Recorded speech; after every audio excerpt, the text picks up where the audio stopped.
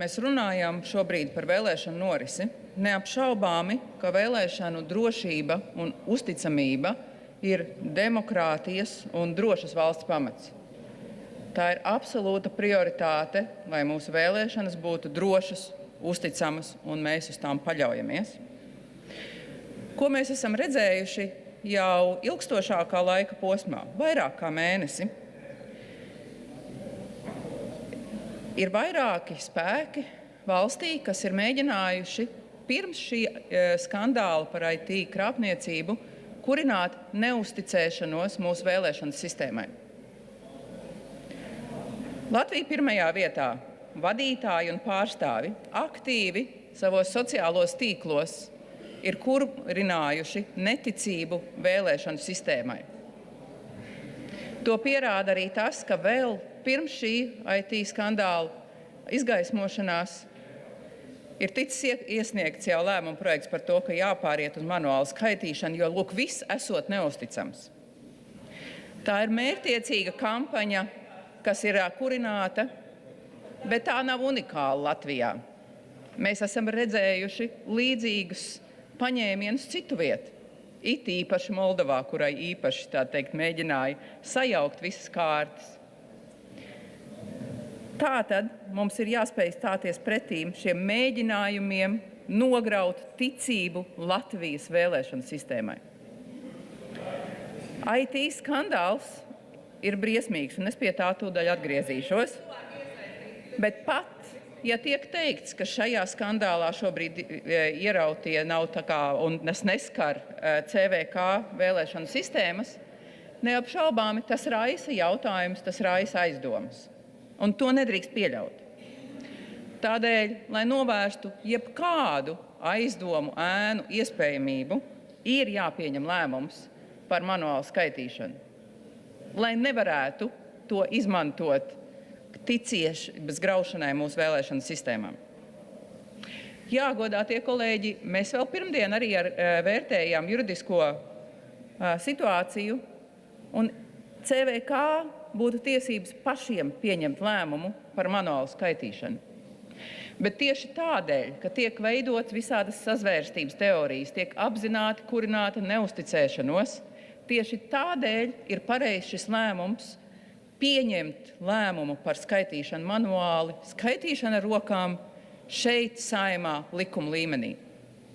Un es atkārtoju, tas ir vajadzīgs nevis tādēļ, ka CVK nevarētu tādu lēmumu pieņemt, bet tādēļ, ka arī šai zālē ir cilvēki un spēki, kas varētu to izmantot neusticības kurināšanai. Tādēļ šis lēmums šodien ir vajadzīgs, un, lai noņemtu šīs spekulācijas, ir pareizi to pieņemt ātri un nekavējoties. Par IT skandālu. Tas ir absolūti briesmīgs, nepieņemams, mūsu valstī kaitniecisks. Tas, ko mēs redzam no pat tās nelielās komunikācijas, kas ir no izmeklēšanas puses, no prokuratūras, Eiropas prokuratūras, izriet, ka šī situācija ir bijusi ilgstoša. Ilgstoši ir notikusi krāpšanās IT jomā valstī. Tas ir beidzot izgaismojies. Un man ir jāsaka, ka mēs, protams, dzirdam, ka pie tā ir atkal vainīga tikai un vienīgi jaunā vienotība un Siliņa.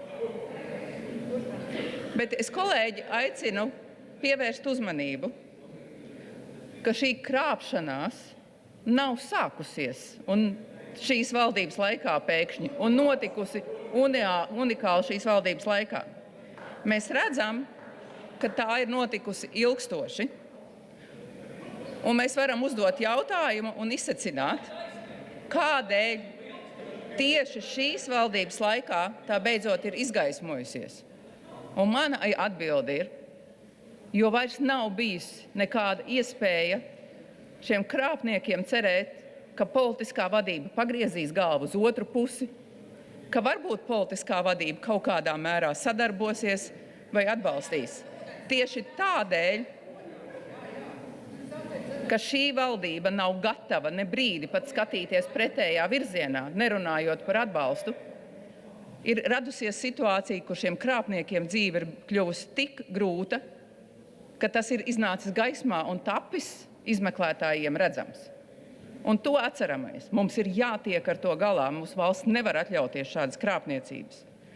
Tas grauj mūsu ekonomiku, tas grauj mūsu valsts uzticēšanos, un, protams, tas mums arī iesit par mūsu spēju veidot vēl digitālāku pārvaldi. Bet tieši šīs valdības laikā prokurori ir varējuši to ieraudzīt. Un visbeidzot pēdējais, ar ko es gribēju šodien ar jums dalīties un atgādināt. Kučinska kungs teica, ja jūs netiksiet galā, būs problēmas. Jā, ja mēs visi kopā netiksim galā ar godīgu, uzticamu vēlēšanu nodrošināšanu, būs problēmas. Jo ļaujiet, kolēģi, atgādināt, Centrālā vēlēšana komisija ir koleģiāla institūcija, kurā ir visu Saeimā ievēlēto partiju pārstāvi, visu 7, pat vairs neesošās stabilitātes frakcijas pārstāvis. Centrālā vēlēšana komisija ir absolūti koleģiāla iestāde, kur visiem tās locekļiem ir vienāda atbildība. Jaunās vienotības pārstāvim ir vienāda atbildība ar apvienotā saraksta Nacionālās apvienības ZZS, Latvijas pirmajā vietā un stabilitātes pārstāvi.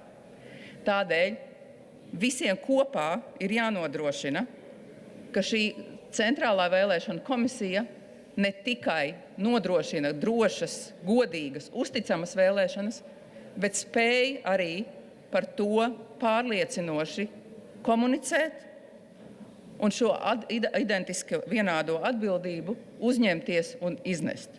Godātie kolēģi, Centrālajai vēlēšana komisijai, kur ir visu partiju pārstāvi, šis darbs ir jāizdara. Un atcerēsimies, ka tā ir ne tikai koleģiāla iestāde, bet arī pilnīgi neatkarīga institūcija. Un mūsu darbs ir šeit šodien pieņemt šo likumu, bet kopumā atcerēties, ka vēlēšana uzticamība ir valsts drošības jautājums. Un neņemties ar to spēlēties savu politikānisko interešu dēļ. Aicinu atbalstīt šo likumprojektu.